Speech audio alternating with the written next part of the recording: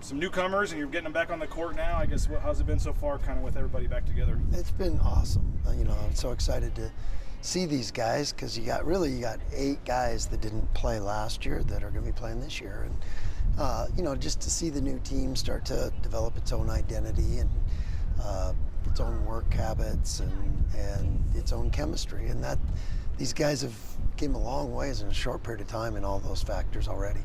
You mentioned 8 new guys this year. How do you begin to develop chemistry among the team? I don't think I've ever had a team develop their chemistry quicker. We've had some really good teams that clicked together, but I don't think they developed it as quickly as these guys have. I don't know. I think it's a reflection of who they are, but man, it happened quickly. Scheme-wise, can we expect any changes? You have to adjust anything to fit your personnel? There's always changes, and there's always adjustments as you get to know your players better and your combinations better, and so that's always a work in progress. And but it helps now to have more days in the summer with them, because then you just know them a little better. And the old days, you get there October 15th, and there's nothing they could, as a team, there's not much they could do because you hadn't had much of a chance to coach them. Now, you could play a game October 15th probably, and like when we went on the foreign trip last year, we were pretty far along in August, and so there's pros and cons to both of those things, but we manage it pretty well because you don't want it to be a 12-month season on these guys, and you do it a little differently in the summer than you do in the fall. What's the ceiling for Dylan Anderson, and how does his skill set fit your guys'? Oh yeah, he's just super talented. He's coming in at a level that not many big guys have came into this program at, just because he's 2-time Gatorade Player of the Year. You don't get that award by just being tall. You get it because you're a good basketball player, and he can do a lot of things, and he's just going to be a guy that just gets better and better and better, and expectations will be high for him because of what he's done in the past and because of his ratings and all that. But he'll also be a work in, every guy's a work in progress, and with big guys, they keep getting better, and they get better as they get older. What about Jaden Buchanan? Same thing. He's, it's an interesting story. He's kind of a late bloomer, had great success at the NAI level, so NAI All-American, and you put him in a place like this where you have more resources. I mean, he came from a terrific program that was so well coached, and that's obvious when you get to see him out there and when you get to coach him. But a place like this has more resources for the guy to develop, and that's what I think that's what you're going to see with him. With Chris Lockett, you mentioned him a lot at the end of the year, how excited you were with his development. Yeah. With the red shirt off, what can he bring in this team? Yeah, it's an experienced freshman. That's the value of redshirting. He's so much so much better than he was right now, 12 months ago. And that's, there's such an adjustment to college, and he's went through a year, and he's hungry, because sitting out makes you really hungry. And I think you're not going to see a guy that looks like a freshman. How about Dominique? You got a lot of options in the post this year. Is he a guy you've seen competing for starting minutes? You see him coming off the bench like Clay did last year? Who's that? Dom? Dom. Well, he's going to redshirt because he's got a knee injury, and so he'll redshirt. That's a for sure thing, and which is great because with what Omar and Tyson are seniors, so now you got him as plug and play the next year, and he's got a whole year to get healthy, to get ready, and he's already done some really, really good things in college. Was a great player, great student, a veteran guy that's going to be sitting, being kind of groomed to take over when those guys leave. So that'll be really valuable. So how ready is Ugbo to be kind of that backup big? Yeah, he's another guy that sat out and hungry to go. And he's just, a versatile player that can play a lot of positions. He truly is one of those positionless guys, because you can't pencil him into, exactly what he is, but he'll be a wrecking ball. I mean, if you've seen him up close, you'd be like, does that guy play D-line for the Rams or middle linebacker? I mean, he is a wrecking ball out on the basketball court. It's pretty good to have that. When the season ends, I don't know what your plan was for who might leave or who was coming back or what was going to happen. But when you look at what the roster you had on the floor against Colorado to the roster you're going to have for the first game this year, how do you look at it? I love it. I mean, our job is to keep bettering this team and bettering this program. And, we bettered it with the guys that stayed here and the guys we added to them, because it's not just about going out and getting your 13 best. It's about ones that fit together and complement each other. And I think we've, you got to give credit to the staff. They've done an amazing job of putting this group together, and we love what we see. You brought in an experienced point guard in Cardanius. Am I saying that right? Cardanius? Pretty close. How important is his presence going to be this season, especially with so many numbers? He's just getting done playing with USA, with the Spanish team, and we were able to watch all those games, and his just feel for the game, and he's such a welcome, he wants to be a passer, he wants to make guys better, he wants to be a guy that leads the conference and the nation in assists, and he's got the kind of team that needs that, and that's where he fits so well. So you couldn't maybe fit a better point guard kind of guy with a team, and that's what we love about him. I mean, one of those games, I think he had 18 minutes, 6 assists, 1 turnover. And that is what you want your point guard doing when you have all these scorers. Doesn't mean he can't score, because he knows how to do that. He knows how to shoot. He can score, but he loves to pass and make guys better. And he has such a good, he's been taught so well. He has such a good feel and vision of what's going on around him. The whole court awareness is pretty remarkable. Are people maybe not making a big a deal as they should about a guy like him? I mean, you look at what he did on a team that went 2-16 in league, and those numbers that he put up for them when they went 2-16 in league, and then you put the talent around him, and then you guys like a point guard that can be at least a threat from the outside too, and he provides that, which will help for some other guys too. Yes, and it's hard to play 5-on-4. You got to have guys, and that's the value of having all these big guys that can shoot like they can, because it just spreads the court so much. And when you have all 5 of them that can shoot, those are your best offensive teams, and that's what we see with him. And he's, the best indicator of the future is the past, and we've got a lot of guys that have produced in the Mountain West, him being one of them. And he's produced at a high level, and he's got the toughness that we need. We had some of that walking out the door, and we added it with him.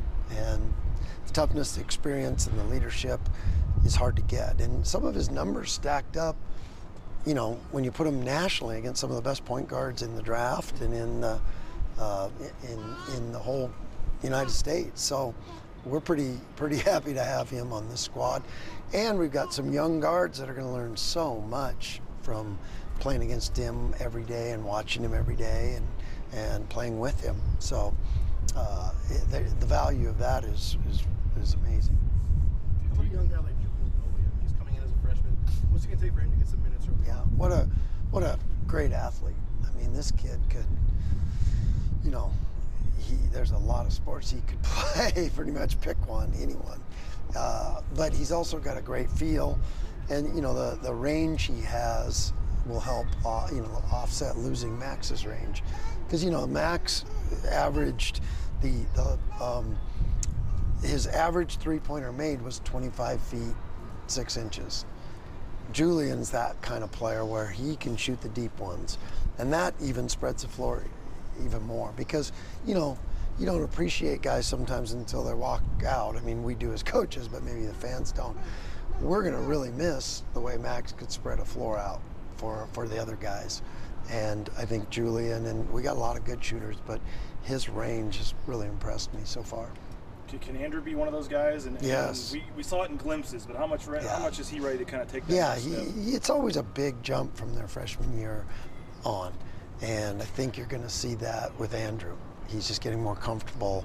Nobody works hard. Nobody in the country maybe works harder than him. And I got a whole group of that. They're all like that. They love hoops. They love being in the gym together. And that's, when you get a talented group of high character guys like that have produced but love to work like that, sky's the limit. You guys are heading to the Cayman Islands Classic this year. Yeah. What are your thoughts on the field? That's great.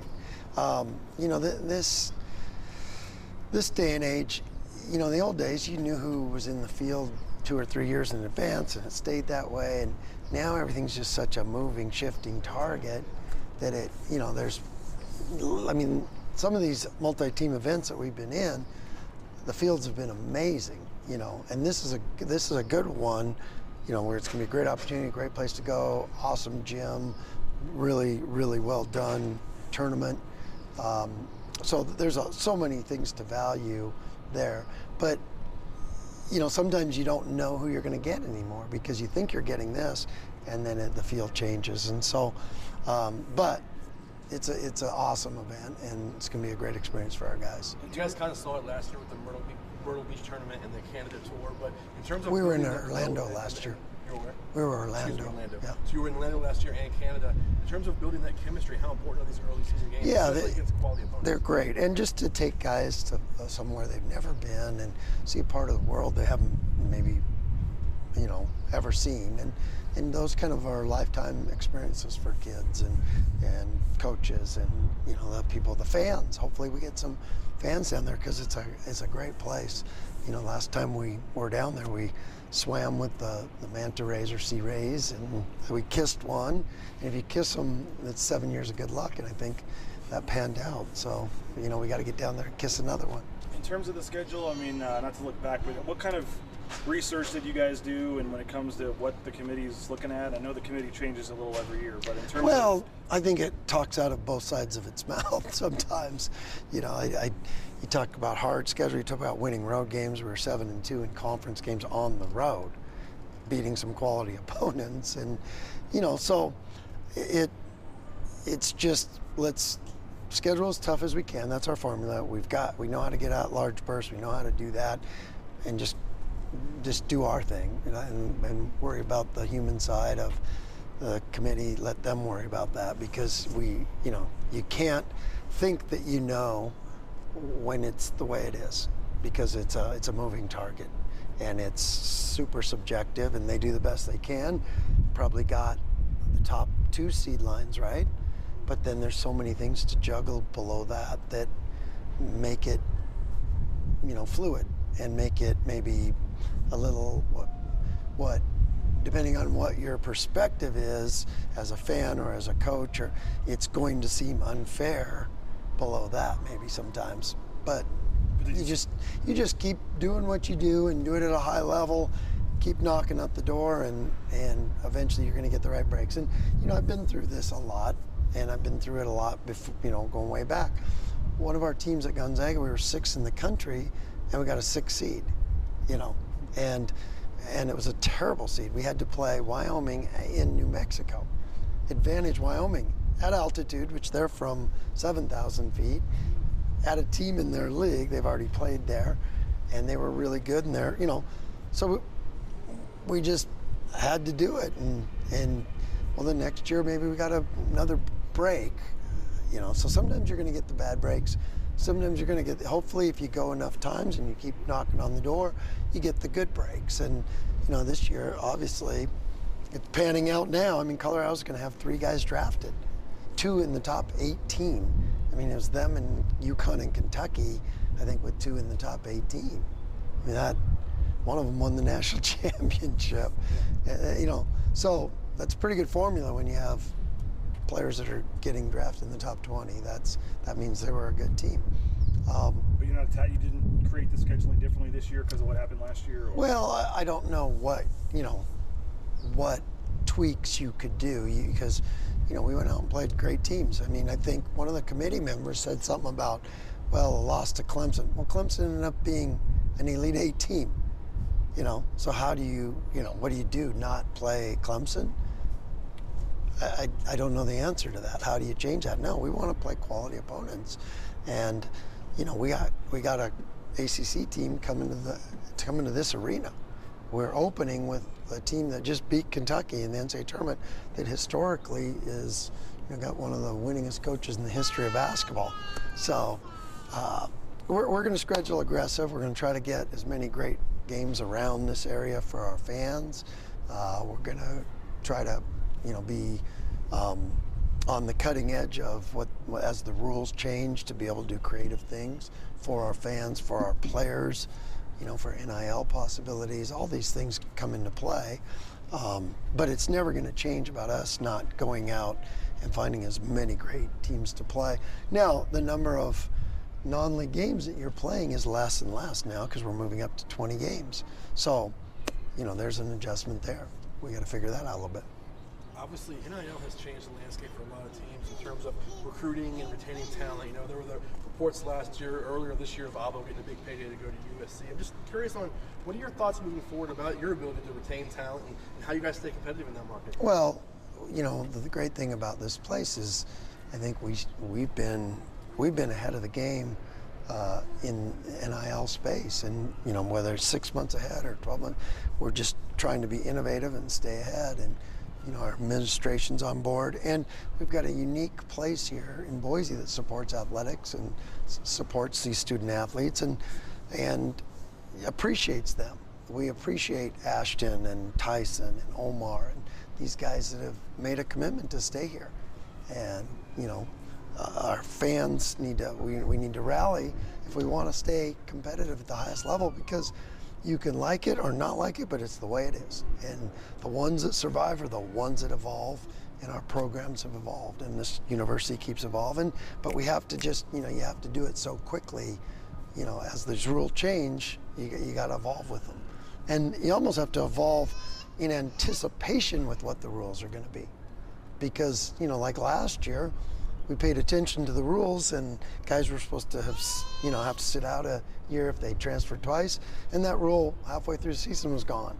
So, but how do you anticipate those without breaking rules? So there still are rules, and you have to know what they are, and just be creative and find ways to keep staying ahead of the game. Those guys get another year now too, right? Yeah, and they get another year. It's insane, right? It's insane. So the ones that got punished were the teams that said, okay, you know, because the NCAA just said, hey, there's going to be no waivers, no waivers, no waivers. That all got blown up, and it changed some teams. I mean, think about it. 2 teams in our league really, really benefited from who they got. So, no doubt, it's a ever-changing landscape, and it's ever-changing daily. So the evolution it's always the most important thing, how you evolve, and you can't just, you know, sit on your porch swing and say, get off my lawn, I don't like this. You got to evolve. Obviously, innovation is more important for G5 teams versus teams that can afford to pay $1 million. Yeah, but it's important everywhere. You know, it's important everywhere, and but our creativity is what's always made this place great, and that's what I think we've shown.